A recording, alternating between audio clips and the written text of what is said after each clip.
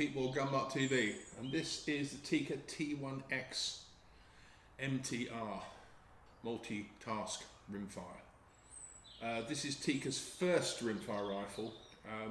They've always been one of the market leaders in high quality centre fires, as their T3 attests to. I just bought it about 3 months ago, and for a couple of years, well thereabouts, I've been a bit fascinated by long range rimfire shooting in 22LR, where you push the gun past what I would call its comfortable limits of about 100 yards. And first of all, it has what they call a crossover barrel, which is what I would call medium heavy, which gives the advantage of greater rigidity, but also it's not a big lump of steel that unbalances the gun. It comes chambered in 17 HMR and 2.2 long rifle only, which is quite sensible these days. Magazines are common, they're all the same size, it's just that the 2.2LR one, which this one is, has a shorter section for the round because it's shorter than HMR, and that's all there is to it. Unusually and quite clever is a little, what I call a wattle. This looks like a moose's wattle that sits underneath. It doesn't hold the ammo or anything, but it's just there for the spring, and it's easy to get hold of. The mag catch is just there under my finger. Press it, out it comes. Bolt action again, very much standard 2.2, non-rotating body. Locking is achieved by the base of the bolt handle engaging with the cutout inside the action. It's the most common way, and it's very solid and secure. Safety catch is a 2-position rolling lever, forward fire with bolt operation, obviously, rear safe bolt lock. At the very rear is a cocked action indicator pin. You can feel it and you can see it, it's nice. On the other side is the bolt release lever, like so. The stock is synthetic, should we say, and a lot of these guns of this nature, probably lesser makes, they use synthetic stocks. They're cheap and they usually they're blown out on moulds, and they're usually very, very noisy and not particularly rigid, but a fair bit of rigidity in their stock, which is quite nice. The action is steel, which again is good for a rimfire, and it is actually the full length of these T3 centerfire action, which allows the T1x to take advantage of having a proper recoil lug, which is inset into the stock, because this stock is also a T3 stock. So essentially, you could take this out, take the floor plate off, and you could drop in a T3 action, say like a 243, and put that floor plate on, and it would be the same stock. And this is the beauty of it. As from what I can make out, the T1x has become very popular since its launch in 2019. So let's look a little bit deeper at the rifle. So the steel action has an 11mm dovetail on top, which is tapped and threaded for TIKKA mounts, which are virtually the same as the Seiko Optilock mount. I've got this scope in a set of medium-high reach-forward sports match mounts with a 1-inch ring. You can see that it sits on there quite nicely. But scope mount isn't a problem, and as we shall see, you can get a rail to fit this from a number of companies. To get the action out of the stock, you undo the 2 front and rear stock bolts, pull down the floor plate, which is a polymer and comes with its own trigger guard, and then you just lift the action out. This is quite a substantially solid piece of synthetic. It's got cross fullers in here for strengthening, and even around the action void, it's quite rigid. Okay, on a rimfire, you haven't got the recoil stresses of a full bore gun, but it's quite nice to know.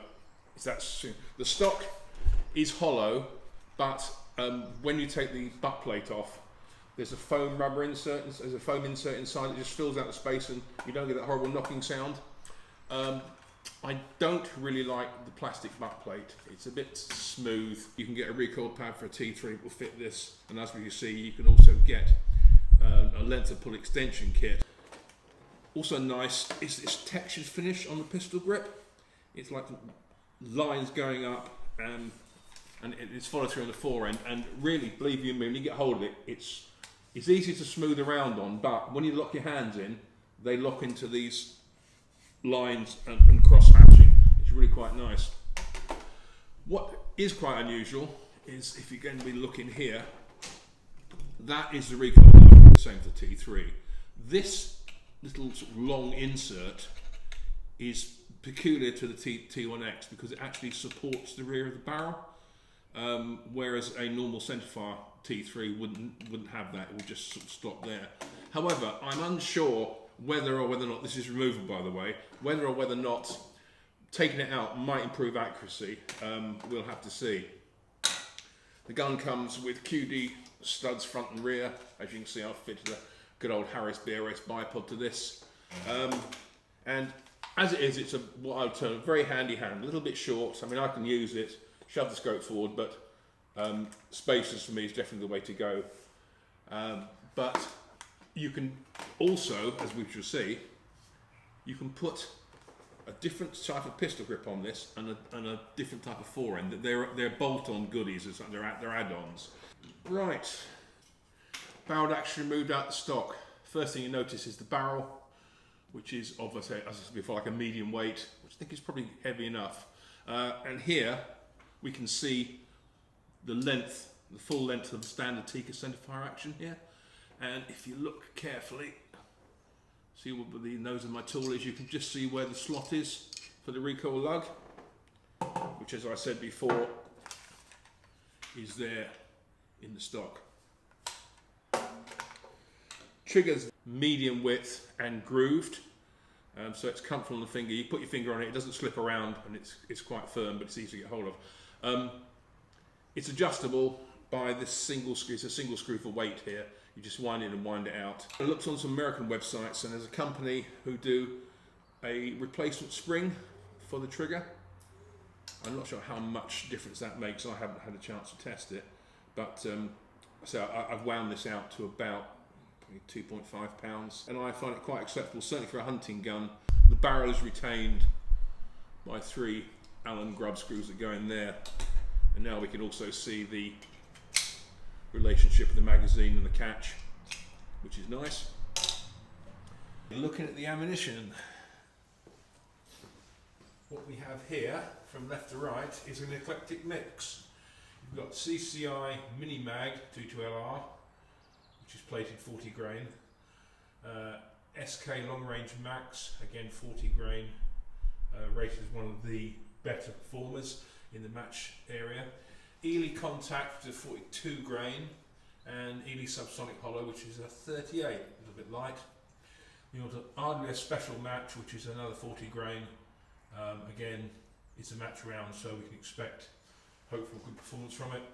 Norma Subsonic 2.2.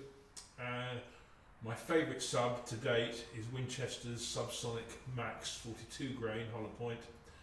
And at the end, another high velocity type offering like the CCI, Hornady Advantage Express, which is what it called, 40 grain copper plated HP. 10 rounds. As you can see, the safety catch is well positioned. It rolls forward nicely. So I'm going to just crack off 10 rounds and you can see how it goes.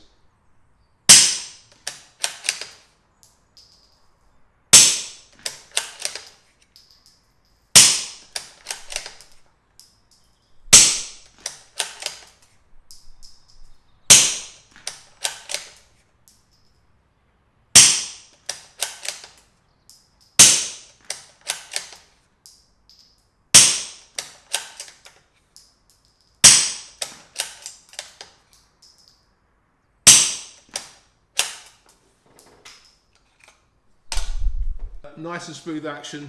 You really appreciate the longer handle here. Also the safety catch is well positioned for flicking on and off. Typical TIKKA, it's very nicely made, runs smoothly, and so the more I shoot this thing, the more it just seems to sort of ease into a smoother spot or a smoother slot. Overall, so far I'm very happy with it. Really happy indeed. Slight change of plan. I was talking yesterday when I did the look at the rifle that there's a plastic sort of support plate under the barrel in the fore end, and I decided to take that off because I thought it might have some effect on accuracy, and I just shot a couple of groups with some ammo I had, and it seemed to shrink them a little bit, or certainly change them. So I decided to reshoot all 8 loads I tested originally again.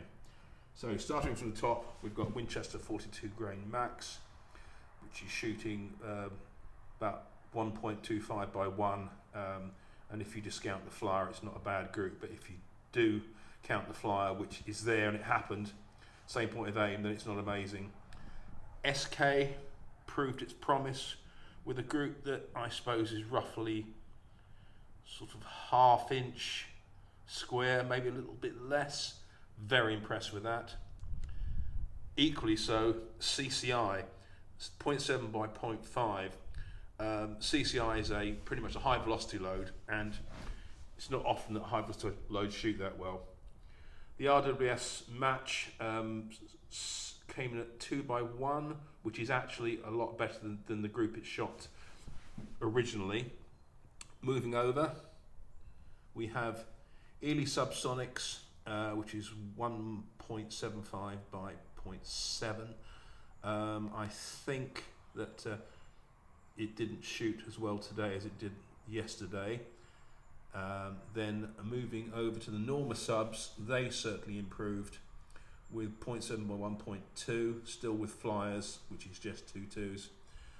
Hornady's a high velocity loading, which is similar to the CCI, shot half by half, roughly, if you call it that, and that big blob is 3 rounds in there, which is pretty impressive. However, best of all and also most annoying is the Eley contact. That ragged ass group is 4 rounds, which is pretty damn impressive, and I'd say a good quarter by quarter.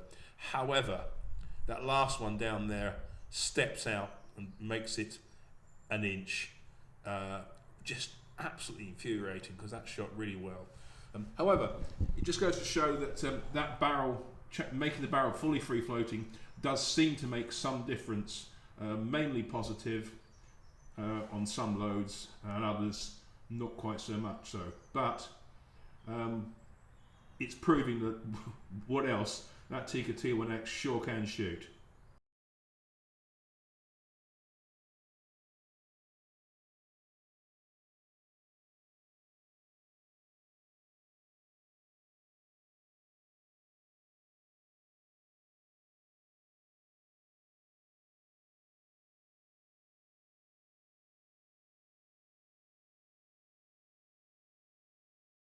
What do I think of the TIKKA T1x? I love it. I'm glad I bought one. It shoots well, it's reliable, good capacity, everything works well. A few niggles can be sorted by some of the accessories. If you watch part 2, you'll see what I'm talking about, because this is obviously not the rifle that you started looking at when I started the video. This is the, shall we say, 0.20 version of it. But say, nice bolt, nice safety, good accuracy potential given the ammo. Currently SK is looking like the best choice for longer range work. My 42 grain Winchester Maxes were okay, but it could be that once the barrel's running there, they shoot a bit better. But yeah, I think it's a great rifle. It's certainly a cut above.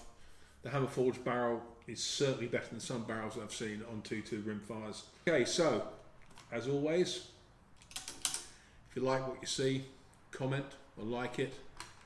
Recommend it to your friends, support the site, and if you want to see anything that I can help you with, either put a comment in on the website or give me an email direct, pete.moore@aceville.co.uk, and I'll see what I can do.